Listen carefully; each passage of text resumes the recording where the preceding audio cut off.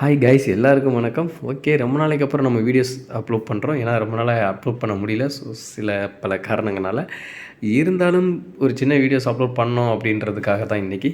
Okay, நேற்று ஒரு செம்மையான மேட்ச் நடந்திருக்கும் அப்படின்னு நான் நினைக்கிறேன்.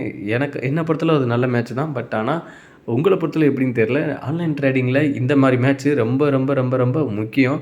ஸோ ஒரு ஜாக்பாட் மேட்ச்னு கூட சொல்லலாம்.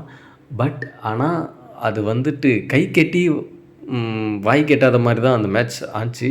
ஏன்னு கேட்டிங்கன்னா, ஸோ நம்ம ஆன்லைன் ட்ரேடிங்கை பொறுத்தளவு ஒரு மேட்ச், கிரிக்கெட் மேட்ச்சு இல்லை டென்னிஸ் மேட்ச், எந்த ஒரு மேட்ச் எது நடந்தாலும் மேட்ச் ட்ராவ் ஆயிடுச்சுன்னா நம்ம இன்கம் புக் செட் பண்ணியிருந்தோம்னா அந்த அமௌண்ட் வந்து நமக்கு கிடைக்காது. ஸோ யாராவது ஒரு ஆள் வின் பண்ணணும், ஒரு ஆள் தோக்கணும். அப்படி இருந்தால் தான் யார் மேலே அமௌண்ட்டு செட் பண்ணி வச்சுருக்கோமோ அந்த அமௌண்ட் வந்து நமக்கு இன்கமாக கிடைக்கும்.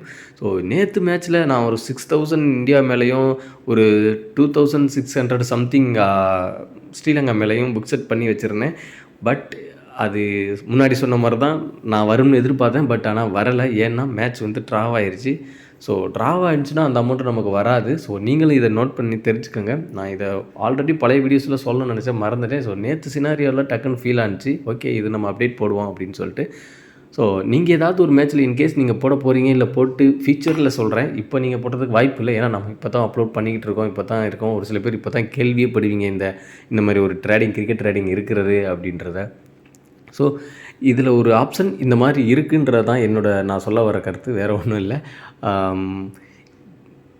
Thank you thank you guys. நெக்ஸ்ட் வீடியோவில் கண்டிப்பாக இன்னும் ஒரு நல்ல ஒரு ஸ்பெஷலான விஷயத்தோடு வரேன்.